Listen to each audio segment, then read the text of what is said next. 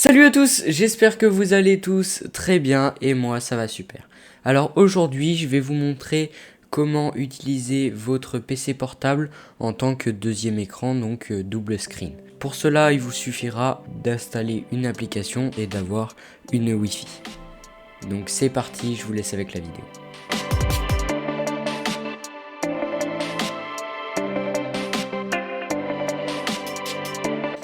Et oui, dans cette vidéo, je vais vous montrer comment utiliser votre PC portable en tant que deuxième écran. Car récemment, moi j'ai ramené le PC portable que j'avais chez mon père, chez ma mère tout simplement, pour faire des tests. Donc pour cela, il vous faudra installer l'application SpaceDesk. Alors dans un premier temps, on se retrouve sur le PC principal, donc le PC où vous voulez, donc le PC à tour que vous avez. Et le PC portable, on le verra juste après. Alors pour le PC à tour, vous allez vous rendre sur Google du coup et vous allez taper SpaceDesk. Sur SpaceDesk, le site se tient comme ça, donc vous choisissez votre langue. Il y a quand même, c'est vraiment un site où il y a beaucoup de langues et je pense que c'est quelque chose de vraiment fiable. Pour moi en tout cas, je l'ai testé depuis maintenant quelques jours et c'est quelque chose que je trouve vraiment pratique à la longue. Alors le site il se constitue comme ça. Vous descendez pour aller dans la partie téléchargement des applications. Alors certes, cette application n'est pas forcément très fluide, de temps en temps ça lag un peu, mais ça reste quand même très bien pour un deuxième écran d'appoint. Je ne sais pas si d'autres solutions existent pour utiliser son PC portable, c'est vraiment la seule solution que je possède à l'heure actuelle. Après, je crois qu'une solution est mise en place par Windows lui-même, mais moi je peux pas, car mon PC à tour ne contient pas de carte réseau tout simplement, donc il ne peut pas partager des données par le Wi-Fi. Alors sur le site du coup vous descendez et là vous allez atterrir sur les options de téléchargement. Donc vous utilisez soit 32 bits soit 64 bits. Moi c'est Windows 10 64 bits. Ça marche aussi pour Windows 11. Donc c'est compatible avec Windows 11, donc c'est quand même quelque chose de récent. Le fichier va s'installer, on se retrouve juste après quand le fichier est installé. Une fois l'installation terminée, vous vous rendez dans vos fichiers, donc téléchargement ou autre part, suivant votre PC où c'est que vous téléchargez les fichiers. Et là, vous allez démarrer SpaceDesk Driver Win 10 64. Alors c'est une version bêta, mais elle fonctionne très bien, je trouve. Vous faites Next, vous acceptez. Next encore, là vous choisissez où c'est que vous voulez l'installer. Donc moi c'est bon, voilà.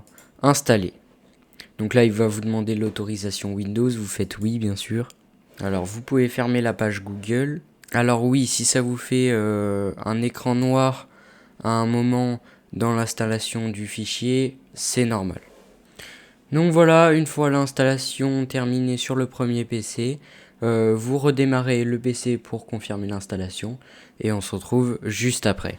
Alors voilà, une fois le redémarrage de votre PC pour confirmer l'installation terminé, vous redémarrez l'application SpaceDesk et vous vérifiez que SpaceDesk statut est bien sur On pour que votre PC soit détecté. On va se retrouver pour la deuxième partie juste après sur l'autre PC. Alors pour la deuxième partie, vous vous retrouvez sur le second PC. Donc pour le second PC, vous vous rendez dans Microsoft Store. Et dans Microsoft Store, vous tapez SpaceDesk. Donc moi je l'ai déjà installé, mais vous recherchez SpaceDesk et vous installez la première application qui vous est demandée. Moi je l'ai déjà installé car ma connexion n'est pas forcément très bonne, donc je préférais l'installer avant le tournage. Alors une fois l'installation terminée, vous éteignez Microsoft Store et vous faites Windows et vous tapez SpaceDesk pour trouver du coup l'application. Une fois l'application lancée, vous allez tomber directement du coup sur les PC à votre disposition. Donc moi, Computer Name, PC Gamer, Maxime. Donc c'est très simple. Et là, vous cliquez dessus. Là, tout va se connecter tout seul. Donc vous voyez que là, on a tout simplement une fenêtre à disposition de l'écran. On a toujours notre écran de PC.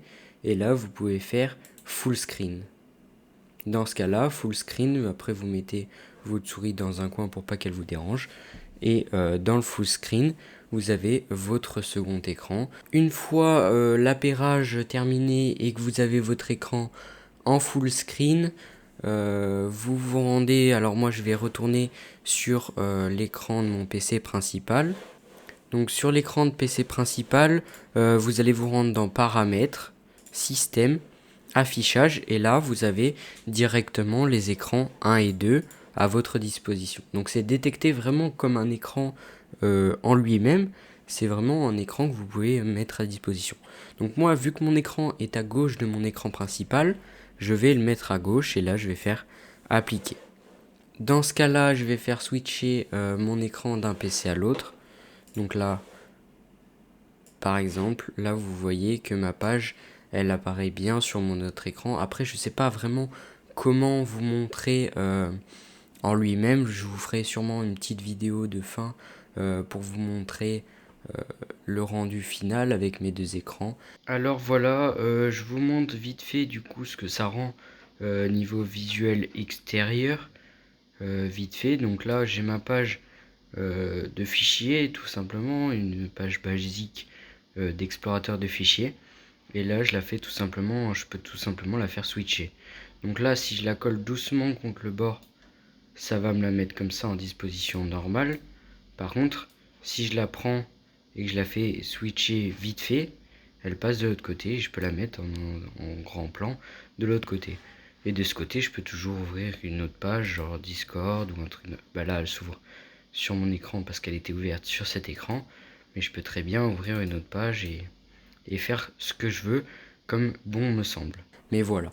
Merci à tous d'avoir suivi la vidéo jusqu'à la fin. N'hésitez pas à laisser un petit like, à me dire ce que vous en avez pensé en commentaire, à rejoindre mon serveur Discord en description. Merci à tous. Ciao!